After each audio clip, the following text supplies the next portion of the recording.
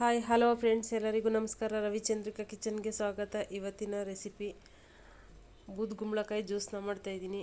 ಒಳ್ಳೆ ಅದ್ಭುತವಾದಂಥ ಆರೋಗ್ಯಕ್ಕೆ ಹೆಲ್ದಿಯಾಗಿ ಇರುವಂಥ, ನಮ್ಮ ಶರೀರ ಹೀಟ್ ಆದಾಗ ನಾವು ಈ ಥರ ಜ್ಯೂಸ್ನ ತಂಪಾಗಿರಿಸಲು ಈ ಥರ ಜ್ಯೂಸ್ನ ಮಾಡ್ಕೊಂಡು ಕುಡಿಬೇಕು. ಬನ್ನಿ, ಹಾಗಿದ್ರೆ ಬೂದುಗುಂಬಳಕಾಯಿ ಜ್ಯೂಸ್ನ ಯಾವ ರೀತಿ ಮಾಡೋದು ಅಂತ ಇವತ್ತಿನ ವಿಡಿಯೋದಲ್ಲಿ ತಿಳಿಸ್ಕೊಡ್ತಾ ಇದ್ದೀನಿ.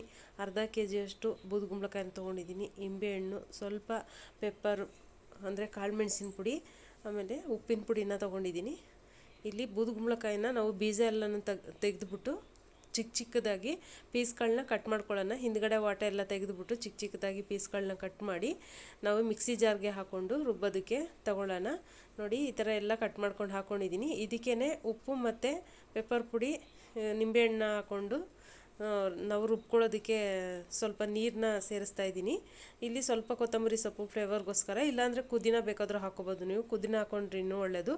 ಪುದೀನ ಕೂಡ ತುಂಬಾ ತಂಪಾಗುತ್ತೆ, ಅದನ್ನು ಕೂಡ ಹಾಕ್ಕೊಂಡ್ರೆ ಟೇಸ್ಟು ಕೂಡ ಚೆನ್ನಾಗಿರುತ್ತೆ. ಇವಾಗ ರುಬ್ಬಿರೋದನ್ನು ನಾನು ಜಾಲರಿಗೆ ಹಾಕ್ಕೊಂಡು ಸೋದಿಸ್ಕೊತಾ ಇದ್ದೀನಿ. ನೋಡಿ ಈ ಥರ. ಯಾಕಂದರೆ ಹಾಗೇನೂ ಕುಡಿಬೋದು, ಹಾಗೇನು ಕುಡಿದ್ರೆ ಬಾಯಿಗೆಲ್ಲ ಸಿಗುತ್ತೆ, ಕುಡಿಯಲ್ಲ ಮಕ್ಕಳು ಅಂತ ಹೇಳ್ಬಿಟ್ಟು ನಾನು ಹಾಗೇ ಜಾಲರಿಗೆ ಹಾಕ್ಕೊಂಡು ಸೋದಿಸ್ತಾ ಇದ್ದೀನಿ.